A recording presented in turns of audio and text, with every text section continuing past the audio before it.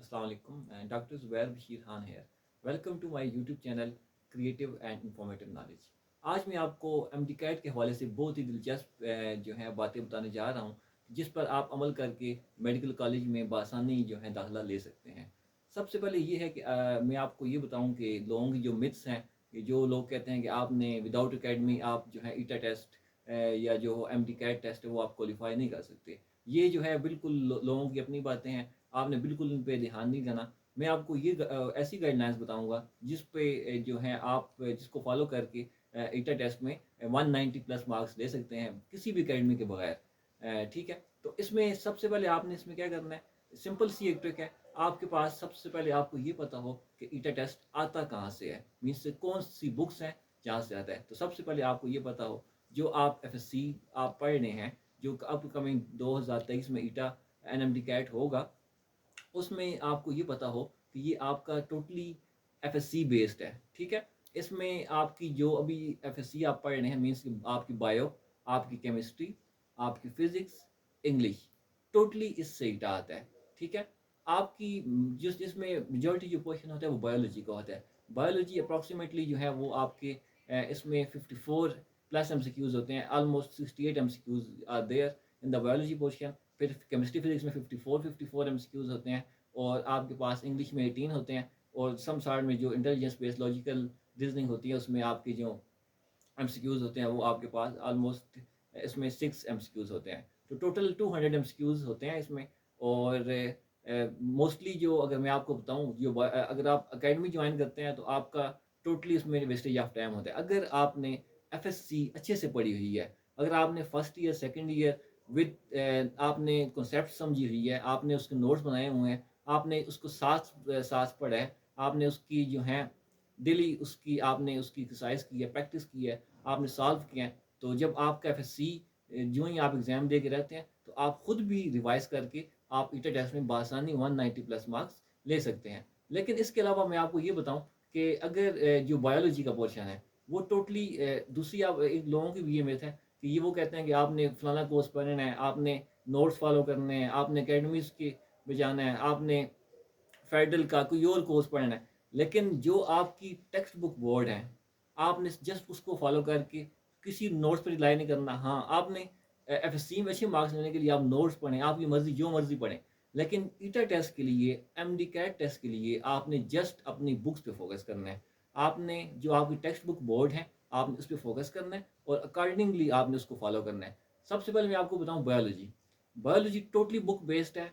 Simply अगर मैं आपको टू दी पॉइंट बात बताऊँ कि बुक की लाइनें आती हैं इसमें, मीन्स आपने बायोलॉजी का फर्स्ट ईयर की बुक, बायोलॉजी सेकंड ईयर की बुक, आपने बुक की लाइनें पढ़नी है। After the giving the exams of second year, जब आपने सेकंड ईयर का एग्जाम दे दिया तो आपकी तैयारी होती है, सिर्फ आपने रिवाइज करना होता है उसमें।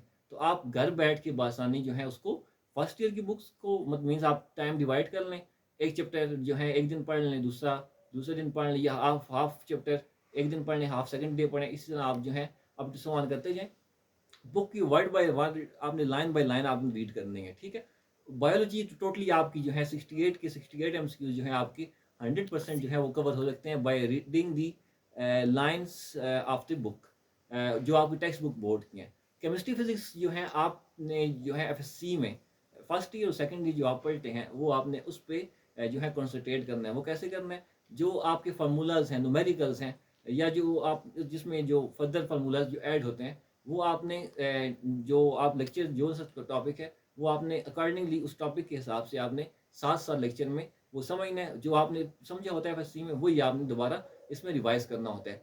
अगर आपको केमिस्ट्री और फिजिक्स में इशू आ रहा है तो इसके लिए आप कंसल्ट कर सकते हैं। आप इसके जो है ईटस से 2 महीने पहले इसकी जो है आप थोड़ा सा इसमें गाइडलाइंस ले सकते हैं, किसी से आप पूछ सकते हैं अगर आपको कन्फ्यूजन है। तो अगर आपने फर्स्ट ईयर सेकंड ईयर अच्छे से कंसेप्ट के साथ पढ़ी है केमिस्ट्री और फिजिक्स, तो आपका कोई इशू भी नहीं होता।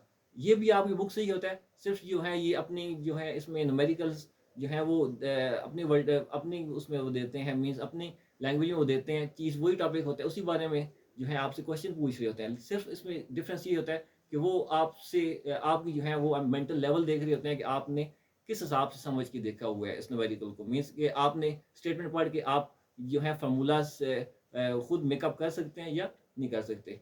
सिंपली इंग्लिश आ जाती है। इंग्लिश में जो है आपकी स्ट्रॉन्ग ग्रिप होनी चाहिए। ये डिपेंड नहीं करता कि आप टेक्स्ट बुक बोर्ड है नहीं है।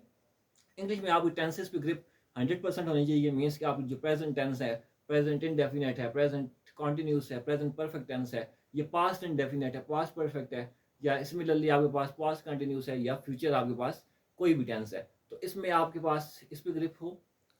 In the similar manner active passive voice आपको टेंसेस आएंगे, तो एक्टिव पैसिव वॉइस पे आपकी ग्रिप होगी। सिमिलरली आपकी इसी तरह जो है वो डायरेक्ट इनडायरेक्ट पे ग्रिप होनी चाहिए। तो ये टेंसेस आएंगे तो तब भी आपकी इसमें ग्रिप होगी। और इस तरह एनालॉजीज पे आपकी ग्रिप 100% हो। कंजंक्शंस, प्रेपोजिशंस, मीन्स के डिफरेंट पार्ट्स ऑफ स्पीचेस के बारे में आपको पता हो, जो बेसिक इंग्लिश है उसके बारे में आपको 100% नॉलेज हो, तो आप इसको ईजिली क्रैक कर सकते हैं। और घर बैठ के आप इसकी 1-2 महीने में रिवीजन करके आप इसमें 190+ मार्क्स लेके इजीली मेडिकल कॉलेज में एडमिशन ले सकते हैं।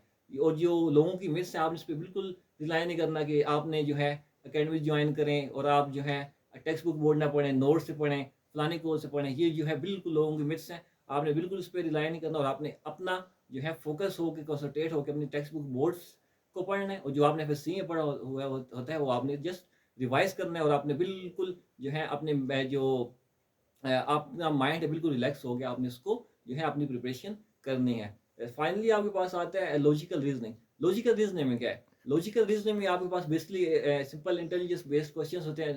तो इसमें आपकी सिर्फ मेंटल लेवल या इंटेलिजेंस जो है IQ लेवल या इंटेलिजेंस कोएफिशिएंट आपका जो है वो चेक किया जाता है। इसमें इतना कोई रॉकेट साइंस नहीं होती, ये आप इजीली इसको भी क्रैक कर सकते हैं। और इजीली आप जो सिंपल जो टिप्स हैं, जो सिंपल टिप्स एंड ट्रिक्स जो मैं आपको भी बताई हैं, कि आपने सिंपली फोकस करना है अपने टेक्स्ट बुक बोर्ड पे। जो आप लेक्चर्स लिए हैं FSC के, उस पे आपने दोबारा उसको आपने रिपीट करना है, दोबारा आपने रिवाइज करना है। और आपने फोकस होके जो है अपना सेल्फ मेड होकर स्टडी करनी है। किसी की बातों में कोई आपने जो है ध्यान नहीं देना, और अपना जो है फोकस होकर जब आप स्टडी करेंगे तो इंशाल्लाह आपकी जो है 190+ मार्क्स आएंगे और आप इजीली मेडिकल कॉलेज में एडमिशन लेंगे। Thank you so much.